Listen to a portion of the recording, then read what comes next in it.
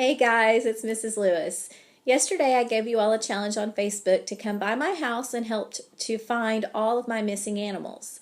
I said if 25 reports were turned in that I would go live on Facebook with a science activity or a STEAM activity or something like that. And the great news is at least 25 people have turned in reports. The really cool thing is that some of those reports came from my old students, some came from my current students, and even some of those were from kids who aren't even in my class yet, but hopefully will be someday. The other really neat thing is that kids that don't even go to McAllister Public Schools participated in the challenge yesterday, which was so awesome. So you can see on the table here that I've got some supplies. I've got some Red Hots, some corn syrup, I've got some lima beans and some rice. But what you don't know is what we're going to be doing with these things today.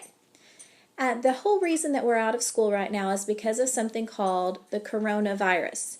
It's a virus that invades our bodies, and it's also known as the COVID-19. So today I thought that I would teach you a little bit about how the blood fights off those viruses for us. And to help me with that is my daughter Brinley.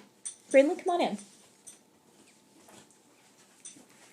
Brinley is a student at McAllister High School, but she also attends Kiamichi Technology Center where she is studying biomed. And what that means is she's learning all about the body systems, because she hopes to one day become a doctor. So just so happens that earlier this year she learned all about the blood and how the blood fights off infections. And so Brinley's going to teach you what her teacher taught her about how to understand how the white blood cells fight off infectious diseases. Brinley, go ahead. Okay, so let's call viruses monsters. Say a new virus comes into your room, and let's call it a zombie. You don't know how to fight back against that zombie until you learn. And then you learn that you go after the zombie's brains to fight it. Then, let's say a new virus, we'll call it a vampire, comes in. You try to go after its brains, but it doesn't work. So, you learn that you have to use a wooden stake. Then, a little bit later, another virus comes in, and we'll call it a werewolf. You try using a wooden stake, and you try to go after its brains, but neither one works. And you learn you have to use a silver bullet. That's how your body learns to fight back against diseases. So basically, each new virus or each new disease that your body encounters, it learns or adapts in order to be able to fight off that virus. What's happening right now with the new coronavirus is our bodies don't know yet how to fight that off. They're having to learn. The wooden stake isn't going to work because it's not a vampire. Going after its brain isn't going to work because it's not a zombie. It's a new monster that our bodies don't know how to fight yet. So right now what's happening are the scientists and the doctors are all working as hard as they can to try to come up with a cure, to try to give our bodies a way to fight that. So we're out of school right now, keeping ourselves healthy and safe until the time comes that we have a way to fight off this new monster that's after us. So today what we're going to do is we are going to create a model of your blood. Now, within your blood, there are several different components. We have plasma, we have red blood cells, we have white blood cells, and we have platelets. And so I've got some items here that I just happen to have at my house, and some of you may have those at your house also, so that you can do this demonstration at home. We're going to be using the corn syrup for the plasma. We're going to be using these little Red Hot cinnamon candies for the red blood cells. We're going to be using some lima beans to represent the white blood cells and some rice to represent the platelets. Now, I'm using this little jar because I wanted you to be able to see all the way through. We're going to start with plasma because that's the liquidy part of your blood. Brinley, do you have anything you want to say about plasma? So, plasma carries nutrients, hormones, and waste products throughout your body. So here's our plasma. The cool thing about this corn syrup is that it's a little bit yellowish, which is the same color as real plasma.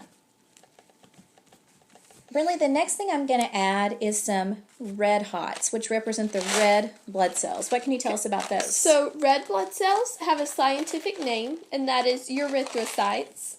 They carry oxygen to other parts of the body. And the blood is made up of about 40% red blood cells. Okay, the next thing I'm going to add are some white blood cells. Brinley, what can you tell us about these? These are those fighters. Okay, so white blood cells have a scientific name of leukocytes. They are part of the immune system, and they protect from infections and other foreign invaders. Brinley, I didn't put very many white blood cells in here. How come? There's not very many white blood cells in the body. For every 700 red blood cells, there's only one white blood cell. So I have a lot of red blood cells and not very many white blood cells. The last thing that I need to add are some platelets. Okay. Platelets have the scientific name of thrombocytes. They stop bleeding by forming blood clots at the wound. Oh dear, and I'm having a hard time getting my platelets open. Give me just a second. Oh, there's 2 containers here. That's why. Brinley, there are a lot of platelets in our blood, aren't there? Yes. So 40% of the blood is made up of red blood cells. There's just a few white blood cells, and there's a lot, but compared to red blood cells, there's just a few. And the rest of the blood is made up of plasma and platelets. All right, so I've kind of layered those together. I'm going to put the lid on my jar, and I'm going to give it a little turn. We're going to try to get these things to kind of mix around together so that you can see them all in the blood. So what you can do right now to stay healthy and to kind of boost your immune system is to stay at home, wash your hands often, and eat healthy.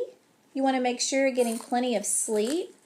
On beautiful days like today, get outside and get some fresh air. And if you make your own blood model at home like I've done here, please send a picture of it to me on Facebook. You can put it on my Facebook page or our school's Facebook page. If you don't currently follow our school on Facebook, I wish you would. It's Will Rogers Elementary. And I look forward to seeing your blood experiments also. Have a great day. I miss you guys. Bye. Bye.